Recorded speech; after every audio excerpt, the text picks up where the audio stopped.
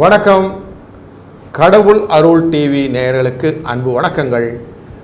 இன்று நாம் காணப்போவது சனி பெயர்ச்சியின் தாக்கத்தினால் வரக்கூடிய பலன்கள் என்னவாக இருக்கும். ஏன்னா சனினாலே எல்லாருக்கும் கொஞ்சம் பயம் உண்டு. அதனால் அது ரிலேட்டடான விஷயத்தை இந்த தொடரில் பார்ப்போம். வணக்கம் நண்பர்களே.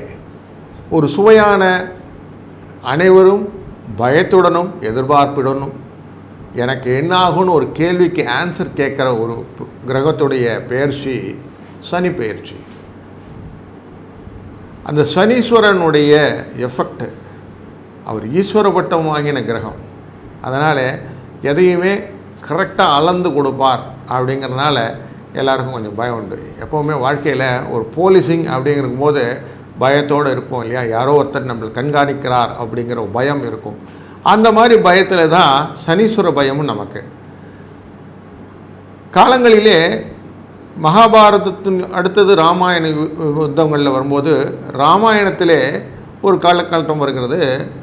ராவணன் தனக்கு ஒரு நல்ல மகன் பிறக்க வேண்டும், அனைத்து விதமான பலமும் கொண்டு இருக்க வேண்டும் அப்படின்னு யோசிக்கிற போது கிரகங்களினால் இருக்கக்கூடிய மாற்றங்கள் எதுவும் வந்துக்கூடாதுன்னா எல்லா கிரகத்தையும் பிடிச்சி ஒரு இடத்துல வச்சுருவார். அப்படி வைக்கும்போது அது ரொம்ப சக்தி வாய்ந்ததாக ஆகிவிடுமோ என்ற பயத்திலே எல்லோரும் தூண்டுவார்கள். அந்த தூண்டுதலின் பேரில் சனீஸ்வரன் ஒரு கட்டத்தை காலை தாண்டி வச்சுருவாராம். அதனால் அவர் கால் வெட்டப்படுகிறது, துண்டாடுகிறது அப்படின்னு ஒரு கோட்பாடு உண்டு. அதனால் சனீஸ்வர கிரகத்தினுடைய தாக்கத்திலே ஒரு கால் அப்படிங்கிறது ஊனமாக இருக்கும்னு மனசில் வச்சுப்பாங்க. ஏன் இதுக்குன்னா சத்திய சோதனை வரும்போது தன்னை பலி கொடுக்கக்கூடிய ஒரு எண்ணமாக இருக்கக்கூடியவர் சனீஸ்வர கிரகம், தன்னை முன்னெடுத்து கொள்ளவர். அப்படி தான் சனி தாக்கம் கொண்டவர்கள் எல்லாருமே தனக்காக உழைக்கக்கூடியவர்கள் மட்டும் இல்லாமல் ஊருக்காக உழைக்கக்கூடியவர்கள் அப்படிங்கிற ஒரு பெரிய சுறுசுறுப்பு, தன்னை வருத்தி கொள்வது, இதிலெல்லாம் ரொம்ப பெயர் போனவர்கள் இந்த சனீஸ்வர கிரகத்தை ஆட்கொண்டவர்கள். அப்படிப்பட்ட ஆட்கொண்ட தன்மையினாலே சனி பகவான் வந்து விட்டார்னா எங்கே நம்மளை பிடிச்சிக்குமோன்ட்டு நார்மலாக சொல்லுவாங்க. வீட்டுக்குள்ளார வெளியில் போயிட்டு வரும்போது காலை உள்ளங்காலேருந்து தேய்ச்சி அலம்பிட்டு வாங்க, அது வழியாக சனி உள்ளே வந்துடுவார் அப்படின்வாங்க. அந்த பயம் இருக்கும். ஆனால் காலை கையெல்லாம் அழுவிட்டு தான் உள்ளே வருவாங்க. இன்றைக்கி மாடர்ன் லைஃப்பில் எல்லோரும் எப்போ வேணால் உள்ளே போகிறோம். அதனுடைய தாக்கங்களை நம்ம பார்த்து கொண்டு இருக்கிறோம். ஆனால் பழைய காலத்தில் நம்ம அப்படி தான் பண்ணிக்கிட்டு இருந்தோம். வாசலில் தண்ணி இருக்கும், அதில் காலை கழுவிட்டு தான், காலை நல்லா உள்ள காலை அழித்து தான் உள்ளுக்குள்ளார வருவோம். இப்படிப்பட்ட ஒரு தொடர் விளைவுகளை கொடுக்கக்கூடிய சனீஸ்வரன் தன்னுடைய கிரக நிலைகளிலே எங்கெங்கே உட்காருகிறார்களோ அந்த உட்காரதிலும் பார்வை பலத்தினாலும் நிறைய பலனை நமக்கு கொடுப்பார். சனிக்கு ஒரு பார்வை பலம் உண்டு என்றால் 3ஆம் பார்வை அப்படின்னு ஒரு பார்வை, 7ஆம் பார்வை அப்படின்னு ஒரு பார்வை, 10ஆம் பார்வைன்னு ஒரு சிறப்பு பார்வை, 3 விதமான பார்வைகள் உண்டு. எல்லா கிரகங்களுக்கும் 7ஆம் பார்வை உண்டு. அதில் இந்த சனீஸ்வர பகவானுக்கு எக்ஸ்ட்ராவாக 3, 10ங்கிற பார்வையும் உண்டு. இந்த 3 என்றால் முயற்சி, 10 என்றால் ஜீவனம். அப்போ முயற்சியும் ஜீவனத்தையும் கட்டுக்கோப்பில் கொண்டு போகக்கூடியவர் இவர். கலத்திரம் ஏற்கனவே நம்மக்கிட்ட இருக்குது அப்படின்னா பார்ட்னர் ரிலேட்டட் மேட்டரும் இவர்கிட்ட தான் இருக்குதுன்னு வச்சுக்கணும். இப்படி சனீஸ்வரன் தன் கட்டுக்கோப்பிலே இந்த 3 பார்வைகளையும் வைத்துக்கொள்வது மட்டும் இல்லாமல் தான் உள்ளே நுழைக்கக்கூடிய அந்த கிரக சூழ்நிலைகளே நம்ம சொல்லுவோம் இல்லையா, சனி வந்துடுது சார் அப்படின்னு சொல்லுவாங்க. சனீஸ்வர பகவான் என்னை உள்ள தாக்கல் வந்துட்டார், எனக்கு இப்போ 7.5 சனி சார் அப்படின்வான். 7.5 வருடம் ஆகும் 3 விதமான கட்டங்களை மாறுவதற்கு. இப்படி ஒரு 12 கட்டம் சைக்கிள் வரணும்னா 30 வருஷம் ஆகிடும். இப்படி 30 வருஷத்துக்கு ஒரு வாட்டி ஒரு கூடிய சைக்கிளில் இப்போ நடக்கக்கூடியது 29 மார்ச் 2025 அன்று பங்குனி மாதம் 15ஆம் தேதி அமாவாசை இரவு 9:44 சனீஸ்வரன் அவர்கள் இப்போ இருக்கிற கும்பம் என்ற ராசியிலிருந்து மீன ராசிக்கு மூவ் ஆகிறார். இந்த பெயர்ச்சி ரொம்ப முக்கியமாக பார்க்கப்படுகிறது. ஏன் அப்படின்னாக்க 30 வருஷத்துக்கு ஒரு வாட்டி நடக்கிறது மட்டும் இல்லை, இத்தனை நாள் சனிக்கு ஆட்சி வீடாக இருந்தது மகரம், கும்பம் அப்படின்னு 2 வீடு. இந்த ஆட்சி வீட்டை விட்டு கிளம்புறார். ஆட்சி வீட்டை விட்டு கிளம்புறது மட்டும் இல்லாமல் இவர் பயணிக்க போகக்கூடிய அடுத்த கட்டம், அதாவது நம்முடைய மீனராசிக்கு அடுத்தது இருக்கக்கூடிய மேஷராசின்னு சொல்லுவோம். மேஷராசியிலே சனி நீச்சம் அடைவார்னு ஒரு கான்செப்ட் இருக்குது. அப்படி தன்னை குறைத்து கொள்ளக்கூடிய ஒரு எண்ணத்துக்கு அவர் தள்ளப்படுகிறார் அப்படிங்கிற ஒரு சூழ்நிலையிலே இந்த சனி பெயர்ச்சியானது இப்பொழுது நகரவிருக்கிறது. சனி பெயர்ச்சி நகரம் அன்று ஒரு விசேஷமான நாள் என்ன என்றால், அன்றைக்கி சனிக்கிழமை, அன்றைக்கி உத்திரட்டாதி நட்சத்திரம். இந்த 2 சேர்ந்தது ஒன்றும் இல்லை, அன்றைக்கி அமாவாசை. இப்படி 3 விதமான காம்பினேஷனில் அன்றைக்கி சனி மூவ் ஆக போகிறார். உத்திரட்டாதி என்ற நட்சத்திரமும் சனியுடைய நட்சத்திரம். சனிக்கிழமை அவருடைய சேம் டே. அமாவாசை அப்படிங்கிறது தர்ப்பணங்கள், முன்னோர்களுக்கான திதிகள் கொடுக்கக்கூடியது. இது சனிக்கு ரொம்ப பிடித்தமான விஷயம். அப்போ தனக்கு பிடித்த நாளிலே, தன்னுடைய நாளிலே, தன்னுடைய திதியிலே, தன்னுடைய நட்சத்திரத்திலே அவர் மூவ் ஆக போகிறார். அப்படிங்கும்போது எவ்வளோ சந்தோஷமாக ஒருத்தர் கிளம்புவாங்க. ஊருக்கு கிளம்பும்போது அப்படி ஊருக்கு கிளம்புறார் அப்படின்னா இதனுடைய பலன்கள் எப்படி இருக்கும்ன்றது நம்ம விபரீமாக நல்லா பார்க்க வேண்டிய ஒரு சூழ்நிலையில் இருக்கிறதுனால் சனியை நம்ம ரொம்ப அட்டென்டிவாக பார்க்க வேண்டியிருக்கோம். அதே மாதிரி நார்மலாக சொல்லுவோம், அஷ்டமத்தில் சனின்னுவோம். சனி 8ஆம் இடத்துல உட்காந்து அஷ்டமத்தில் சனி, 4ஆம் இடத்துல சார் அவர் அர்த்தாஷ்டம சனி சார் எனக்கு அப்படின்வான். அவர் நேராக எழுதணுன்னா சப்தமத்தில் சனி உட்காந்துருக்கார் சார்வான். அப்போது சனி எங்கே அமர்ந்தாலும் அவரை பற்றி பயம் ஒன்று இருந்துகிட்டே இருக்கும் இல்லையா? அப்போது சனி எங்கே இருந்தால் நமக்கு பயம் இருக்காதுன்னா 3ஆம் இடத்துல அமர்ந்துட்டால் பயம் இருக்காது. ஏன்னா அவருடைய பார்வை இடம். 6ஆம் இடத்துல போய் மறைவு ஸ்தானம்னு சொல்லக்கூடிய இடத்துல போனாலும் பயம் இருக்காது. அதே மாதிரி லாபஸ்தானம்னு சொல்ல இடத்துல சனி இருந்தால் அவருடைய பயம் நமக்கு இருக்காது. சனி என்னுடைய ராசியிலேருந்து 11ஆவது இடம் சொன்னால் லாபத்தை கொடுக்கக்கூடியவர், உழைத்தால் காசு வரும், அவ்வளோதான்.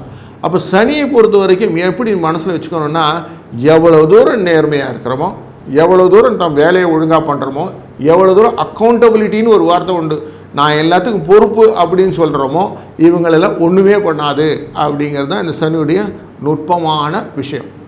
பயப்பட வேண்டியதே இல்லை. முயற்சிகளை நான் செய்து கொண்டே இருப்பேன், வேலையை நான் வெற்றி நோக்கி பயணித்து கொண்டே இருப்பேன் அப்படின்னு சொல்கிறவங்களுக்கு சனி எப்பயும் கொடுத்துக்கிட்டே இருப்பார். சனி போன்று கொடுப்பாரே இல்லை, அவ்வளோ அழகாக கொடுப்பார். தனகாரகன் அவர். கொடுக்கறதுல வச்சுட்டு செய்கிறதுனா வஞ்சனையே இல்லாமல் செஞ்சு கொடுப்பார். அதனால தான் உழைத்தால் உயர்வு அப்படிங்கிற ஒரு பெரிய பழமொழி இருக்குல்ல நம்மகிட்ட. அந்த உழைப்புக்கு முழு முதற் பொருள் யாருன்னா சனீஸ்வரன்.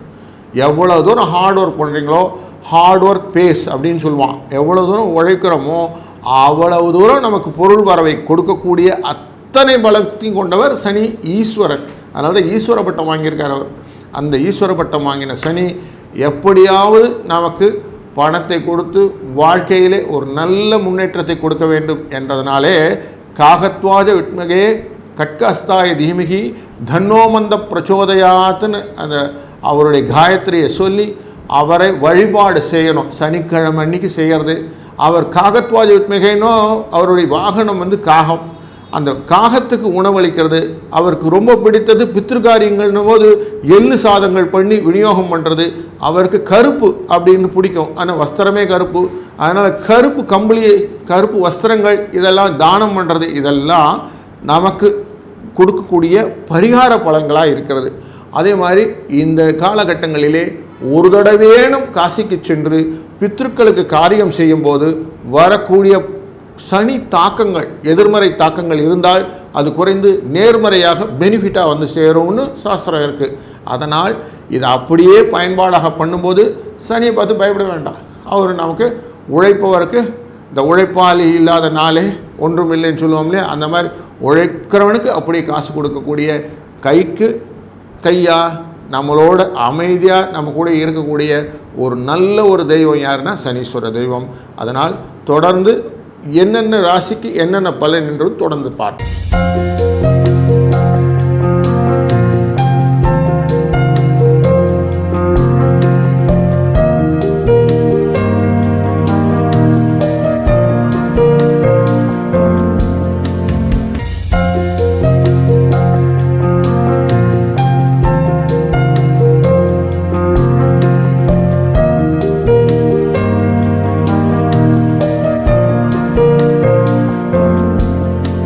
வணக்கம் விருச்சிக ராசி அன்பர்களே. தொட்டதுக்கெல்லாம் அழறது அப்படின்னு எங்கள்கிட்ட வரணுன்னா விருச்சிக ராசிக்கிட்ட சொல்லுவான். அவங்க எப்பவும் சொல்லுவாங்க, எப்போ தான் என் லைஃப் திருந்தோம்யா கொஞ்சம் சொல்லுங்கள், அந்த நல்லது பேக்கெட்டுக்குள்ளே விழமாட்டேங்குத, எப்போ விழும் அப்படின்னு கேட்டுக்கிட்டே இருக்கக்கூட தான் விருச்சிக ராசியோட திங்க். அதுக்கு மந்திரம் காகத்வாதி வித்மகே கட்கஸ்தாயுதுமி தன்னோமந்த பிரச்சோதயாத்துன்னு இப்போது 5ஆம் இடத்துக்குள்ளார நுழையிறார். 3ஆம் இடம் 4ஆம் இடம் தன்னுடைய சொந்த ஆட்சி இடமாக வைத்து கொண்டிருந்த சனீஸ்வரன் 5ஆம் இடமான இடத்துக்கு போகிறார். 5ஆம் இடம் அப்படின்னாலே நார்மலாக என்ன சொல்லுவோம், எனக்கு லாபம் வரக்கூடிய இடம், எனக்கு எப்படியான பணம் வந்துடும் அப்படிலாம் சொல்லுவோம். கூட்டு அதிர்ஷ்டம் வரக்கூடிய இடம், குழந்தையெல்லாம் வரும் அப்படிலாம் சொல்லுவோம் இல்லையா. ஆனால் எனக்கு சனீஸ்வரன் அங்கே போய் உட்காரும்போது என்ன ஆகும், அந்த இடத்துல கொஞ்சம் டிஸ்டர்ப் பண்ணுவார். எனக்கு ரொம்ப நாளாக குழந்தை இல்லைன்னு சொல்கிறவனுக்கு இன்னும் கொஞ்சம் குழந்தை இல்லைன்னு அழுத வச்சுருவான். ஒழுங்காக படிக்க மாட்டேங்கிறான் பையன், ஆமாம் இன்னும் படிக்க மாட்டேங்கிறான்னு படுத்தும். முயற்சியெல்லாம் வீணாகிட்டு இருக்கு சார், ஆமாம் முயற்சியெல்லாம் வீணாகிது. இப்போ சொன்னதே திருப்பி சொல்கிற மாதிரி இருக்கும். இந்த வடிவேல் படத்தில் சொல்கிறேன், நான் சொல்கிறது புரியுதா, நான் சொல்கிறது திருப்பி கேட்டுட்டு இருக்காமல் இருக்கும். அப்போது என்ன அங்கே டேர்ன் கொடுக்கணுன்னா, நம்ம 5ஆம் இடம்ங்கிறது லக்ஷ்மி இடம்னு சொல்கிறோம். லக்ஷ்மி கடாட்சமான இடம் ஜோதிட அடிப்படையில். அந்த இடத்துக்கு போகிறார். பணம் ரிலேட்டடான விஷயங்கள் எல்லாம் நடக்க போகிறது பொருளாதார விஷயத்தில். ஏன்னா பூரட்டாதிங்கிறது குபேரனுடைய அதிதேவதை, காமதேனுன்ற உத்திரட்டாதி அதிதேவதை, ரேவதினா சந்திரன் அப்படி சனீஸ்வரனுடைய இடம், சுக்கிரன் ஏற்கனவே உச்சத்துக்கு போயின்னு இருக்கிற இடம். அப்படிப்பட்ட நல்ல காரியங்கள் இருக்கக்கூடிய இடத்துக்கு இப்போ லக்ஷ்மி கடாட்சத்தை எனக்கு கொடுக்க போகிறார்னு மனசில் வைத்தால், இந்த ஸ்டாக் மார்க்கெட்டில் இன்வெஸ்ட்மெண்ட் பண்ணும்போது லாங் டேர்ம் இன்வெஸ்ட்மெண்ட் அப்படின்னு சொல்லுவாங்க இல்லையா, இந்த லாங் டேர்ம் இன்வெஸ்ட்மெண்ட் கோல்டெல்லாம் நீங்கள் செட் பண்ணலாம் விருச்சிக ராசினார்கள். யாரெல்லாம் லாங் டேர்ம், ஷார்ட் டேர்ம்லேயே யோசிக்கக்கூடாது. இந்த பீரியடில் இந்த சனிப்பெயர்ச்சி பீரியடில் ரொம்ப பர்டிகுலராக நீங்கள் என்ன பண்ணணும், லாங் டேர்ம் கோலெல்லாம் அப்படியே லைன் அப் பண்ணுங்கள். ஃபஸ்ட்டு நான் ஃப்யூச்சர் பெனிஃபிட்டுக்கு நான் இதெல்லாம் பண்ணுவேன், என் குழந்தையின் முன்னேற்றத்திற்காக செய்யக்கூடிய விஷயங்களாக சில உழைப்புகளை ஏற்படுவேன். நம்ம லைஃப்பில் யாருக்கெல்லாம் உழைக்கிறோம் அப்படின்னு பார்த்தீங்கன்னா, ஒன்று குடும்பத்தை நிர்வகிக்கக்கூடிய விஷயத்துக்கு, ரெண்டாவது அடுத்து வரக்கூடிய சந்ததியருக்காக. இதுதான் நம்ம ரொம்ப ரிப்பீட்டடாக செஞ்சுக்கிட்டு இருக்கிற விஷயம். அப்போ சந்ததிக்காக உழைக்கக்கூடிய விஷயங்களை பிளான் பண்ணக்கூடிய பீரியட் இந்த பீரியட். அப்போ குழந்தைகளுக்காக நான் எவ்வளோ தூரம் சாக்ரிஃபைஸ் பண்ணுவேன், என் உழைப்பினுடைய எக்ஸ்ட்ரீமிட்டி கொடுப்பேன் அப்படின்றது தான் இந்த சனிப்பெயர்ச்சி உங்களுக்கு உணர்த்த போகிறது. அதனால் நீங்கள் செய்யக்கூடிய காரியங்கள் எல்லாமே உங்களுடைய குழந்தை வாரிசு இதை ரிலேட்டடான குடும்ப சம்பந்தப்பட்ட முன்னேற்றத்திற்கு எவ்வளோ தூரம் பயனுள்ளதாக இருக்கும்னு யோசித்து அதனுடைய டைம் டேபிளை நீங்கள் ப்ரிப்பேர் பண்ணி அதுக்குள்ளே போகணுங்கிறது தான் இந்த பர்டிகுலர் மூமெண்ட். இப்படி இல்லைன்னா என்ன ஆகுனா, அங்கங்கே ஸ்பில் ஓவர் ஆகிருக்கணும். நான் அன்றைக்கே செஞ்சுருக்கணும், செய்யலை, அப்போவே பண்ணியிருக்கணும், செய்யலை. எப்போ ஃபீல் பண்ணுவோம், இன்னொரு 30 இயர்ஸ் டவுன் த லைன், 30 வருஷம் கழிச்சு தான் வரப்போகுது இந்த ஆப்பர்ச்சுனிட்டி இல்லைங்களா. அப்போது இப்போவே பண்ணிட்டீங்கன்னா அந்த குழந்தை 30வது வயசுக்கு வரத்துக்குள்ளறைய நீங்கள் சட்டுன்னு எல்லாத்தையும் க்ரியேட் பண்ணி வச்சிடலாம். அப்போது லாங் டேர்ம் இன்வெஸ்ட்மெண்ட் அப்படிங்கிற கான்செப்டை செய்யக்கூடிய அப்படின்னு சொன்னேன் இல்லையா, எல்லாமே பிற்காலத்துக்கு வரக்கூடிய வரவுகளை எல்லாத்தையும் லைனப் பண்ணுங்க. எப்படி வீடு வாங்கி வைக்கிறது, குழந்தைகள் படிப்புக்காக செய்யக்கூடிய செலவுகள், இன்சூரன்ஸ் மாதிரி விஷயங்கள்லாம் பண்ணி வைக்கிறது, அவங்களுக்கு சேமிப்புகள்னு சொல்லக்கூடிய சேமிப்பு திட்டங்களில் கஷ்டப்பட்டு காசு பண்ணக்கூடிய அத்தனை வகைகளையும் பண்ணி இதெல்லாம் சேர்த்து வச்சிடணும், செலவு பண்ணக்கூடாது. அப்படி பண்ணினீங்கன்னா என்ன ஆகும்னா, இதுதான் சனியோட பெனிஃபிட். நீங்கள் யாராக ஒரு கோல் செட் பண்ணிட்டு மூவ் பண்ணிங்கன்னா சனீஸ்வரன் உங்களோட சேர்ந்து வருவார். நான் கோலே செட் பண்ணாமல் நான் உழைச்சிட்டு இருப்பேன்னா அவரோட உழைச்ச நேரம் நான் பிடிங்கின்னு போகிறேன்னு ஏதாவது ஒரு காலத்தில் வந்து பிடிங்கின்னு போயிடுவார். நான் இதுக்காக சேர்த்து வச்சுருக்கேன். நான் சொன்னேன் இல்லையா, இன்சூரன்ஸ் அப்படின்னு சொல்லி 20 வருஷம் நான் லாங் டேர்ம் போட்டுட்ருக்கேன். ஏன்னா நடுவில் எடுக்க மனசு வராது. லாங் டேர்ம் சார், அது இருக்கட்டும், குழந்தையோட படிப்புக்காக போட்டு வச்சுருக்கேன் சொல்லுவோம் இல்லையா. அந்த மாதிரி விஷயங்களெல்லாம் போய் லாக் பண்ணுறதுன்னு சொல்லுவாங்க. அந்த லாக்கிங் சிஸ்டத்தில் போய் லாக் பண்ணிட்டீங்கன்னா உழைச்சிட்டே இருக்கேன் எனக்கு பலன் வரும் அப்படின்னு சொல்லிகிட்டே போவோம். அப்போ என்ன ஆகும்னா சனி உங்களுக்கு ஹெல்ப் பண்ணுவார். இந்த 5ஆம் இடத்துக்கான இந்த பலன் இப்படி டைரெக்டாக வரும். அப்படி இல்லைன்னா என்ன ஆகும், நீங்கள் சம்பாதிச்சுப்பீங்க காணப்படும். கையில் வாங்கினேன், பையில் போட்டேன், காசு போன இடம் தெரியலேன்னு ஒரு பாட்டு உண்டு. விருச்சிக ராசி அடிக்கடி அதை தான் பாடிட்டுருக்குறோம். நான் வாங்கினதெல்லாம் எங்கே போச்சுனே தெரில, நான் சம்பாதிச்சதெல்லாம் எங்கே போச்சுனே தெரில, ஒரு புலம்பல் இருந்துக்கிட்டே இருக்குல்ல. ப்ரொடாமினென்ட்லி இதனுடைய ரீசன் இதுதான். ஏன்னா நம்ம வந்து ஷார்ட் டேர்ம்லேயே யோசிச்சிட்டோம். லாங் டேர்ம் ஃபினான்ஷியல் அஸ்ட்ராலஜி சொல்லிக் கொடுக்குற மெத்தடு தான். நீங்கள் லாங் டேர்ம் யோசிங்க, அதான் 5ஆம் இடம். அது யோசிச்சிங்கன்னா காசு வந்துடும். ஏன்னா 5 உங்களுக்கு கொடுக்கக்கூடிய இடம் தான்.